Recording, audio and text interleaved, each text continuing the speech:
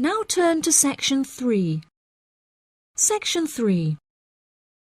You will hear Jim and Jane, two students, talking about their professor's lecture. First, you have some time to look at questions 21 to 25.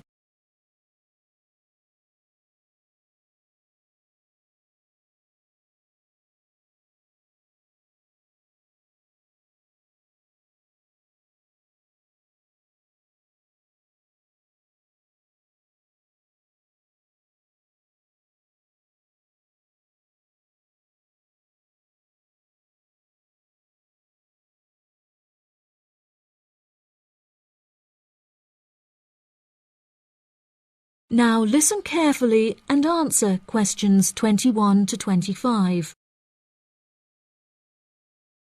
Jane, what did you think of Professor Morgan's lecture?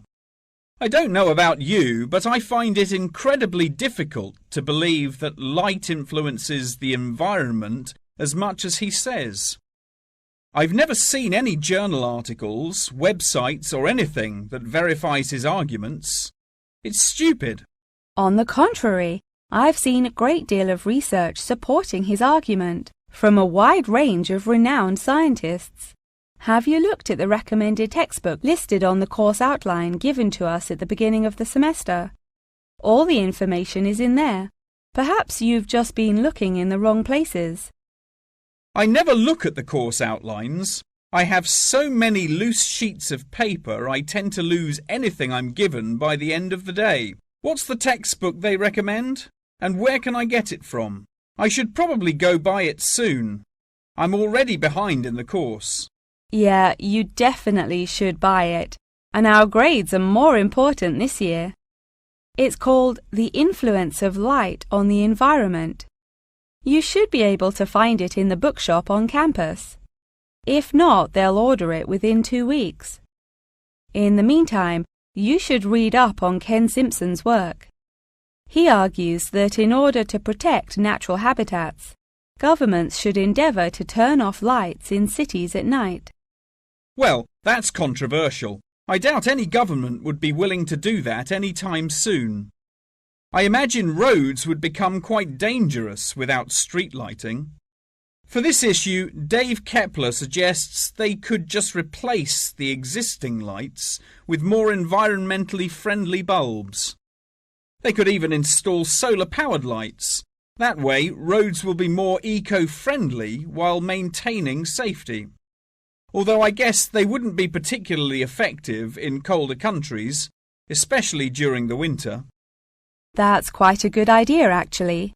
The price of solar power is supposed to be on par with electricity within the next few decades, and it was on the news this morning. I've also heard that, according to Sharon Gray, in countries with more sunlight, insect-eating animals tend to be smaller in size.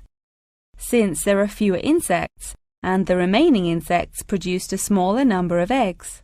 Yeah, I think I read somewhere that sunlight also has a negative effect on the quality of water, but I'm not sure I believe it.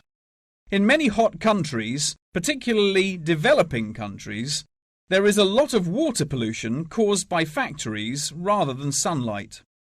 Nevertheless, Maria Jackson says that in direct sunlight, the surface of the water becomes more translucent.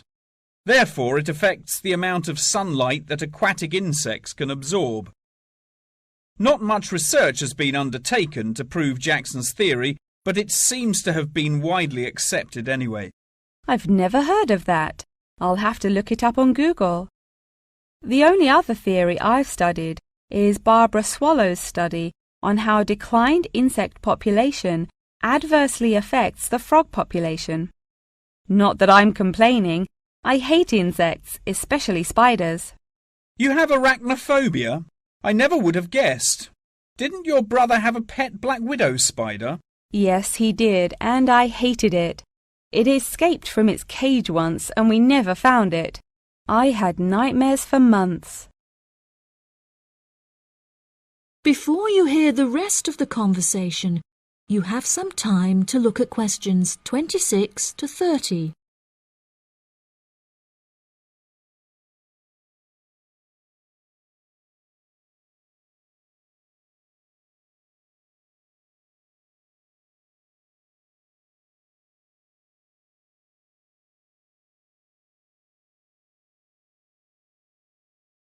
Now listen and answer questions 26 to 30. OK, now I'm getting goosebumps. Let's change the subject. What's your stance on natural and artificial light? Honestly, I'm not sure it makes much difference which one you use. Species will die out either way. I think the real argument we should consider is global warming and protection or replacement of finite fuels. Solar power provides us with an incredible opportunity to replace electricity, and governments should definitely increase spending on research in this field. The theories discussed in our lectures, like Simpson's and Gray's, are so vague and lack proof, so I don't understand why we even study them. I see what you mean. I don't like learning unsupported theories for exams, and I'd rather spend my time learning something else.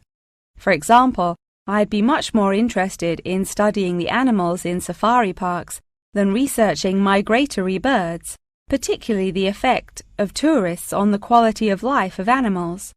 As we know, every year thousands of visitors will drive in their own vehicles or ride in vehicles provided by the facility to observe freely roaming animals. Yeah, that would be really interesting.